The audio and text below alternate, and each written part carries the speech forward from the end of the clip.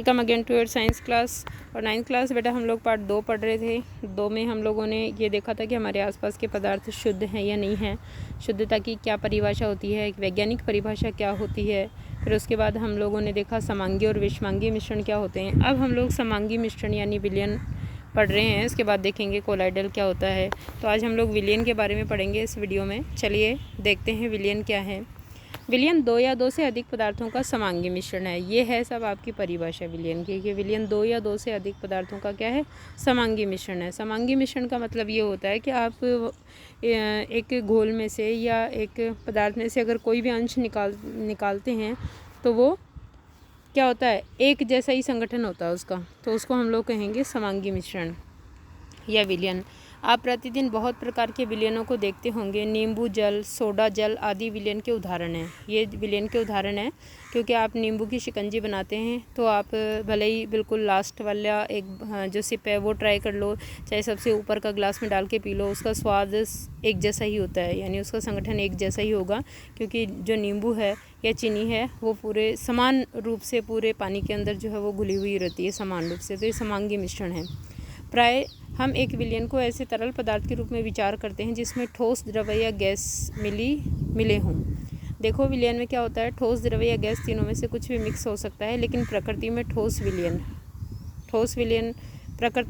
विलयन का उदाहरण कौन है बच्चों? बेटा मिश्र धातु है, क्योंकि मिश्र धातुएं जो है वो 2 या 2 से अधिक तत्वों या यौगिकों से क्या होता है, मिलकर बनी होती है। या तो एक अधातु या धातु होगा या फिर धातु और कोई दूसरा मिश्रण होगा। और गैसीय विलयन में क्या है, वायु, क्योंकि वायु जो है वो विभिन्न गैसों का मिश्रण है, आप जानते हो। एक विलयन के कणों में समांगिकता होती है। समांगिकता का मतलब समान, हर अंग समान होता है उसका। उदाहरण के लिए नींबू जल का स्वाद सदैव समान रहता है। यह दर्शाता है कि इस विलयन में चीनी और नमक के कण समान रूप से वितरित होते हैं। चलो मिश्र धातुएं क्या होती है, ये धातुओं के समांगी मिश्रण होते हैं। ये तो मैं आपको बता चुकी हूँ कि यदि आपको ठोस विलयन का या ठोस समांगी मिश्रण का उदाहरण पूछे तो धातु है जिन्हें भौतिक क्रिया द्वारा अवयवों में पृथक नहीं किया जा सकता, यानी जिन चीज़ों से ये मिलकर बनी है किसी भी भौतिक क्रिया के द्वारा हम उसके घटक अलग नहीं कर सकते हैं, लेकिन फिर भी मिश्र धातुओं को मिश्रण माना जाता है क्योंकि ये अपने घटकों के गुणों को दर्शाते हैं। अब मिश्रण क्यों माना जाता है? अगर हम लोग ये कहें कि किसी भी भौतिक क्रिया के द्वारा इनके अवयवों को पृथक नहीं किया जा सकता तो शुद्ध पदार्थ हो गया ये, तो फिर भी इसको मिश्रण क्यों माना जाता है? मिश्रण इसलिए माना जाता है क्योंकि किसी भी मिश्र धातु के अंदर जो भी घटक होंगे, यानी जिनसे वो मिलकर बनी होगी ना, उन दोनों के वो गुण दर्शाएगी और पृथक संगठन भी होगा उनका। उदाहरण के लिए पीतल जो है वो किस का मिश्र धातु है? पीतल देखिए, जिंक लगभग 30% तो होता है पीतल के अंदर जस्ता, और कॉपर होती है लगभग 70%।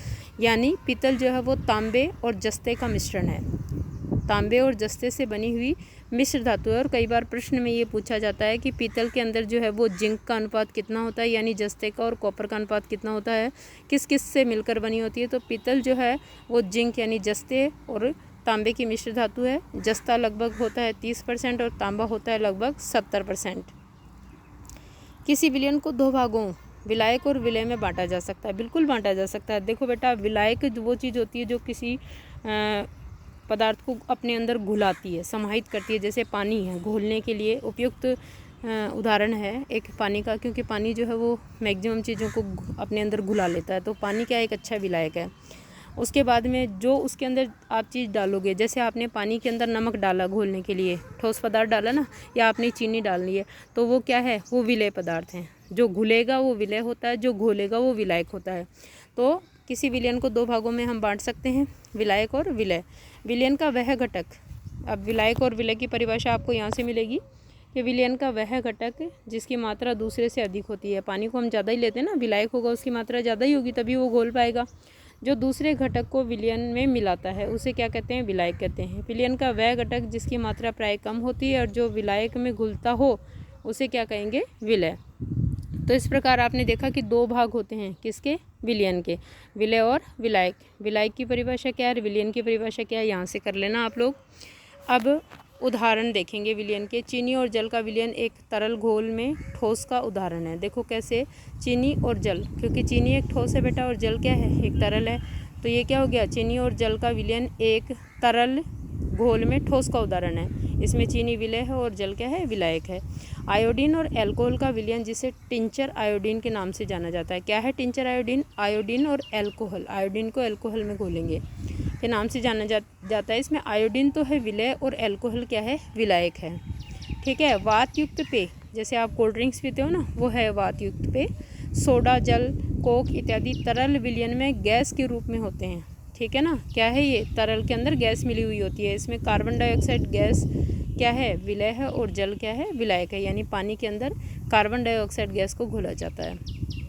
अब वायु में गैस का विलयन, वायु के अंदर गैस का विलयन क्या है? मुख्यतः दो घटकों ऑक्सीजन 21% और नाइट्रोजन 78% का समांगी मिश्रण है। क्योंकि हमारी वायु के अंदर बहुत सारी गैसें पाई जाती हैं, हम जानते हैं ना। तो ये क्या है, वायु क्या है, समांगी मिश्रण है गैसों का। अब नाइट्रोजन को वायु का विलायक कहा जाता है। वायु का विलायक किसको कहा जाता है? नाइट्रोजन को, क्योंकि नाइट्रोजन ही अन्य गैसों को स्टेन करके या घोल कर रखती है। वायु में दूसरी गैसें बहुत कम मात्रा में उपलब्ध होती हैं। अब विलयन के गुण भी देखेंगे, और ये सारे प्रश्न यहाँ से करने लायक हैं। आते हैं कि विलयन के गुण लिखिए, ठीक है, कोई उदाहरण दीजिए, या वो कहेंगे कि ठोस का तरल में उदाहरण देखिए। ठोस का तरल में, ठोस को तरल में घोलने पर किस तरह का विलयन बनता है, उसका उदाहरण दीजिए, या ठोस का तरल में उदाहरण दीजिए। ठीक है। या तरल में गैस का उदाहरण दीजिए। विलयनों में उदाहरण पूछेंगे तो आपको अभी मैंने बताया वो करने सब। विलयन के गुण देखेंगे। सबसे पहला तो आप जानते हो विलयन एक समांगी मिश्रण है। विलयन के कण आपस में लगभग 1 nm या 10⁻⁻9 मीटर, समझ गए, माइक्रोमीटर हो गया, नैनोमीटर हो गया इसका, सॉरी, से भी छोटे होते हैं। यानी व्यास में कितने होते हैं? ये बहुत छोटे, 1 nm, 1 नैनोमीटर से भी छोटे होते हैं। इसीलिए वे आंख से दिखाई नहीं देते, ये आंख से देखे नहीं जा सकते हैं। अपने छोटे आकार के कारण विलयन के कण गुजर रही प्रकाश की किरण को फैलाते नहीं हैं। यानी इसमें से किसी भी विलयन में से प्रकाश का मार्ग दृष्टिगोचर नहीं होता है। इसीलिए विलयन में प्रकाश का मार्ग दिखाई नहीं देता है। छानने की विधि द्वारा विलय के कणों को विलयन में से पृथक नहीं किया जा सकता है। बिल्कुल नहीं बेटा, कि अगर आप चीनी को घोल देंगे या फिर जल में या नमक को घोल देंगे, फिर उसके बाद उसको छानेंगे, तो क्या आपको चीनी और नमक जो है छलने के ऊपर दिखाई देगा? तो विलयन वही है, समांगी मिश्रण वही है जिसको छानने के द्वारा भी पृथक नहीं किया जा सकता है, जिसके किसी घटक को विलयन में से पृथक नहीं किया जा सकता है। विलय पदार्थ को विलयन को शांत छोड़ देने पर भी विलय के कण नीचे नहीं बैठते। ठीक है ना। इसका मतलब क्या हो गया? ये गुण दर्शाता है कि विलयन जो है वो स्थायी पदार्थ होते हैं। ठीक है। तो यहाँ से बहुत कुछ अच्छा वीडियो ये आपको करने के लिए भी अच्छे क्वेश्चन मिलेंगे कि विलयन के गुणों को लिखिए या सूचीबद्ध कीजिए, या फिर जो है विलयन के विविध उदाहरण बताइए। विलयन किसे कहते हैं, विलय और विलायक किसे कहते हैं, ठीक है, मिश्र धातुएं क्या होती है, ये सब आपको आज यहाँ के वीडियो से करना है, कॉपी में करना है और वापस रिटर्न चेक कराना है मुझे। ओके स्टूडेंट्स, आगे बढ़ाएंगे पाठ को कल के वीडियो से।